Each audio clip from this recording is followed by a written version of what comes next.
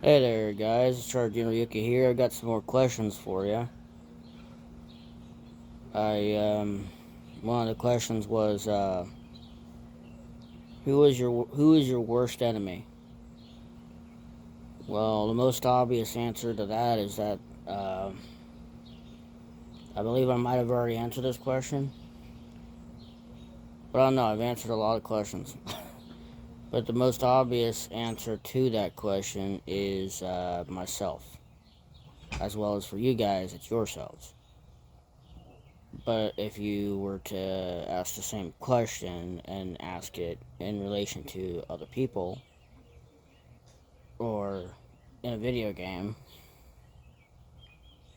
um, for me, I would say my worst enemy is someone who I've been dealing with for 10 years, technically, and he's the guy that I have to put up with at work, and he's the type of person who just wants to get by.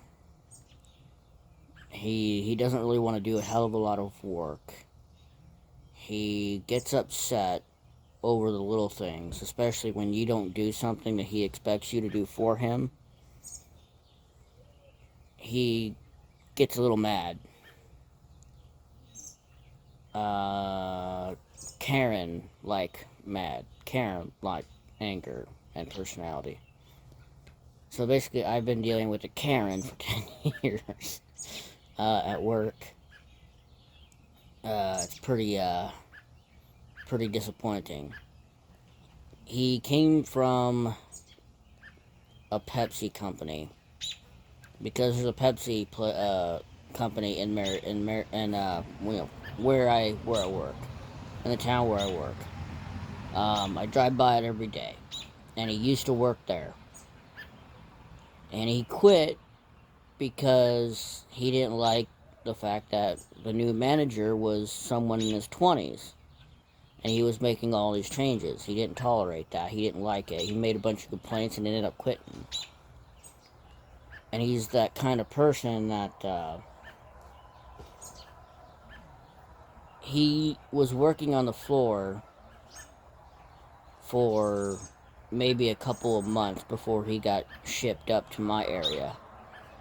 And the reason being is because he couldn't do his job.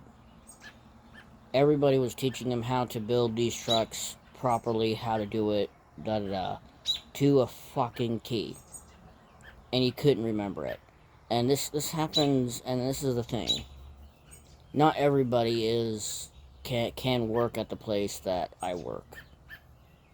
They give you a lot of benefits. They give you, the big boss himself gives you an extra 4% to your check.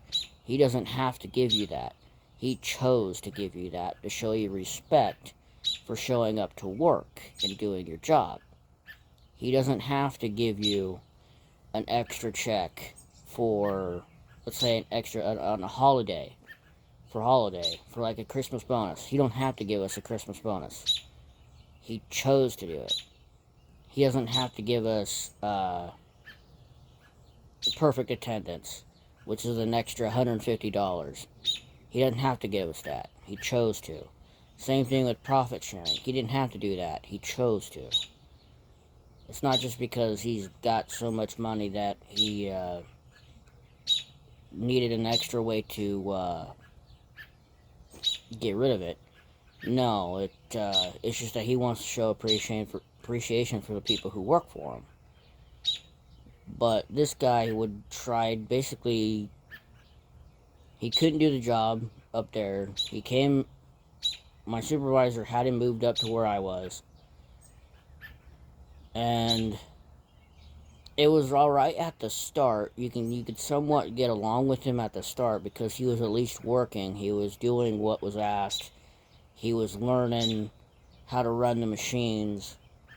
He was doing what he was told, and as well as instructed to do. And how I train people, I train them in such a way where you have to learn it yourself. I'm not going to hold your hand. I'm going to explain it, I'm going to show you 2 or 3 times, and then I'm going to leave you alone. I will keep an eye on you, but I'm not going to stand there and look over your shoulder. I did the same thing with him. I even did some pranks on him, some jokes on him to test him to see if he pays attention. And he really didn't pay attention all that well. And it was just some minor stuff to see if he could check the die, check the setting of the machine, make sure he's crimping the right ends on the hose, on the right hose as well, using the right die to crimp the hoses. Yeah, I have already had scrapped those parts out. I had already scrapped them all out. I was doing it to test him to see if he paid attention. He failed that test. Everybody fucks up every now and then, but he legitimately failed that one. Actually, no one passed that one.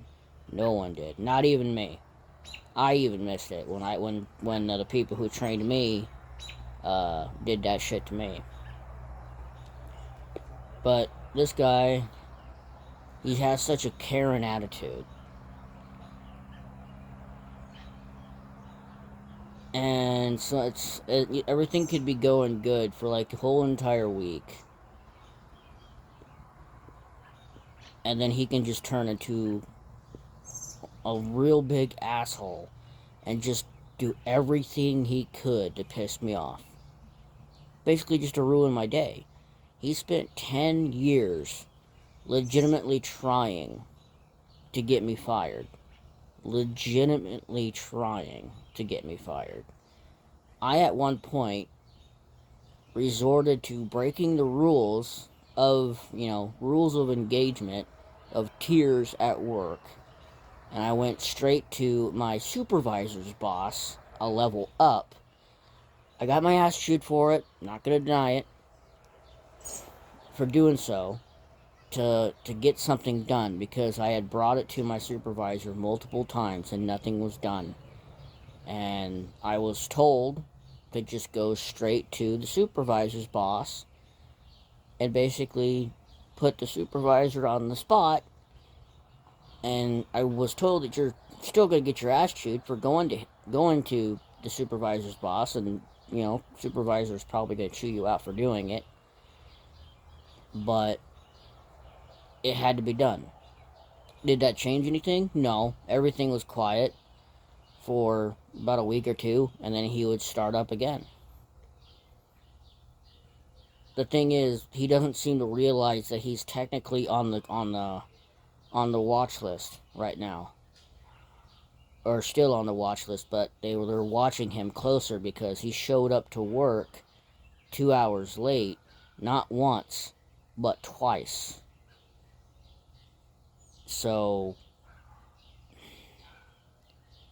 the thing is, a couple weeks ago I was cutting, I had a bunch of other stuff done, and it got to the point where there's no point in me doing any extra stuff. So I took some bunch of like extra work, like other like orders and stuff like that. And it's been like an hour or so. He's an hour and a half. He still hasn't been here. So I'm downstairs talking to the boss. Like, is he gonna show up? Like, he had never called in. He never left a message or text or anything. Hadn't said a word. So I started switching things around, getting the way I want it, because I was going to work on a bunch of stuff for another department, for trailers, to get their stuff done, so I don't have to deal with them, because I knew they needed stuff that he knew that they needed. He refused to do it. That's another thing too. He won't touch line work. He'll only do kits, and kits alone. He will not do line work. He won't step up. That's the thing, guys. I'm going to end it with this one here, within this clip. The guy I deal with, and I've been dealing with for 10 years, he doesn't know what it means to step up and actually get work done. He don't. We got into a big argument a couple months ago. That he starts all of the drama. He starts all of the fights. And he tries to play victim. And even when he tries to play victim, he tries to, tries to run away. He can't handle getting called out on his bullshit. And he made a mistake. I was perfectly fine, perfectly calm in that argument until he started mentioning members of my family. That's what set me off. I got real in his face this time. And yeah, he's taller than me, but I don't back down to anybody. I don't care who you are. I don't care how big you are. You fuck with me, you fuck with my family, I'll make sure there's nothing left of you. I had him running. I had him fucking running, tuck-tailing running. After I fucking just tore into his ass.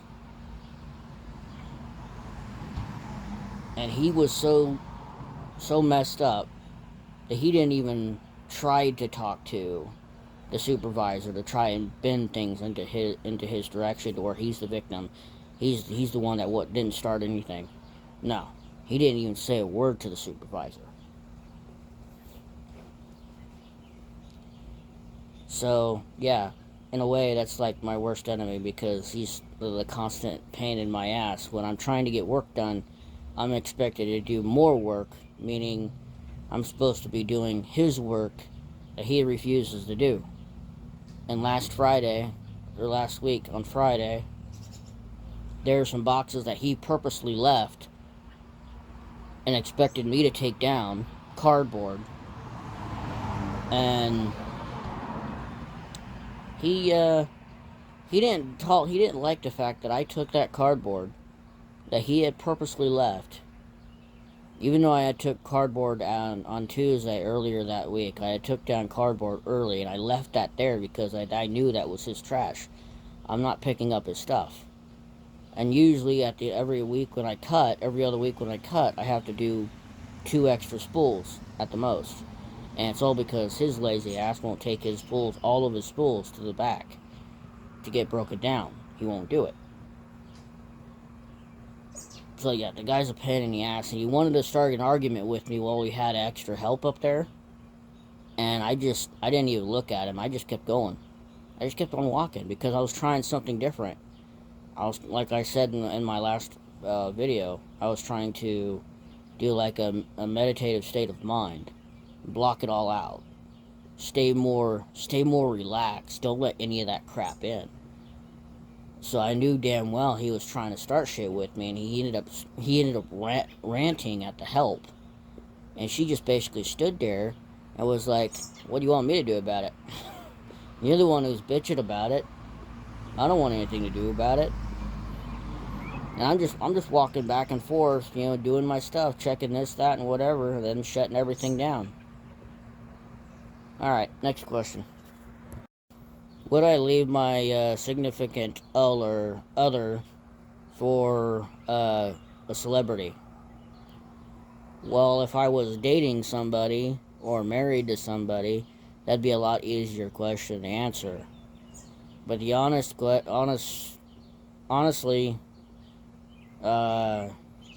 if I was married to somebody, and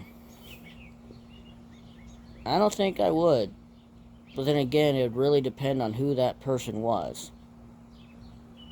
Like, who would that woman be, that celebrity, that woman be, to make me want to leave the one that I chose to be my girlfriend, chose to be my wife, chose to be the mother of my kids. That'd be really hard, because, to be honest with you, I don't think I would. Because once I choose the right one, actually, in other words, because of how things are, if the right one was to come around, and I was married to that person, it'd be really hard. It'd be really hard to make that decision. It really would. So no, I don't think, if I was seeing somebody, I don't think I would. I don't think I would at all. It's a good question, though. Real quick, a question that I've answered like several times. Are you looking to date somebody right now? No, I don't care anymore. No, I'm not seeing anybody. No, am I looking for dating somebody? No, I don't care anymore. If someone's really interested in me and want me to be theirs, they're gonna have to work really fucking hard to prove to me that I can trust them and and all that shit. A lot of you guys know exactly what I'm talking about. Do I have any tattoos? No, but I have a lot of scars. Does that count as a tattoo? I have probably more hundreds to maybe even thousands worth of scars from top of my head all the way down. Some of them you can see because I got an indentation here from when I cracked my skull open when I was about 5 years old. I scared the living hell out of the babysitter, meaning I basically gave her a heart attack because I walked in and showed her, I was like, hey, look what I did. Had a big old smile on my face. I didn't care at all. I even had that high of a pain tolerance as a 5-year-old. If I got hurt, I just got right back up. Didn't care just how bad I was hurt. I just got right back up and kept moving. Who would I miss the most? Right now would be Kira. Right now it'd be Kira. I just gave her one of the leftover of one of my steaks right now. She was more interested in the steak than doing it than setting for it. I was trying to get her to set so I could give it to her. She was paying more attention to the leftover steak than me. But no, Kira, my dog, would be the one that I would miss the most. I would say the people who I've lost recently, but I think I've already answered that question. So right now, I would say Kira. Right, because losing Kira would probably hurt me the most right now. Who do I have pinned on iMessage? No clue. No clue. Right after the whole tattoo question, I got another question about tattoos. You're damn right I should be getting a fucking tattoo. Both my sister has multiple tattoos right now. She also just got a brand new one recently. And my brother's got a fucking tattoo. My dad's got tattoos. One of the ones he had done and had started were actually ones that were just finished a while ago. He's been wanting a naked lady with big hooters. And yes, my mom approved it. Uh, but he wanted a Viking woman with big hooters on his arm or on the back of his shoulder, and that's what he got. So, me, I'm wanting either a wolf or a dragon. That's what I'm wanting. Did I have an imaginary friend?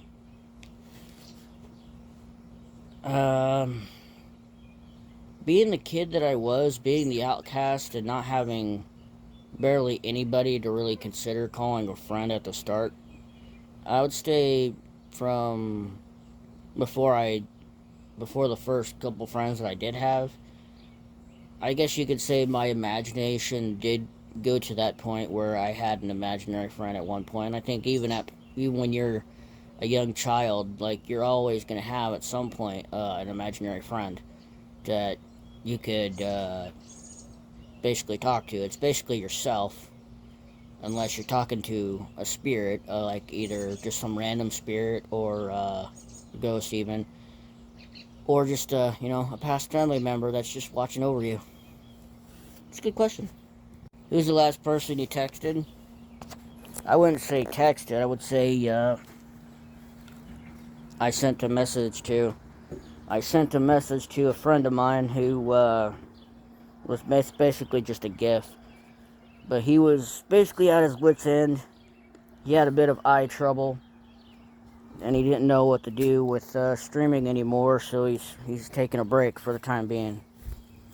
I mean, I've been on this break from streaming for like 3 years, so it's understandable when you reach a certain point and you've been always wanting to do this one specific thing, but you didn't know how to do it. But anyway, That's all I got for you. Hope you enjoyed this one. Sorry I talked about the worst enemy one a little bit longer than what I should have. So, I'll see you when I see you. Peace.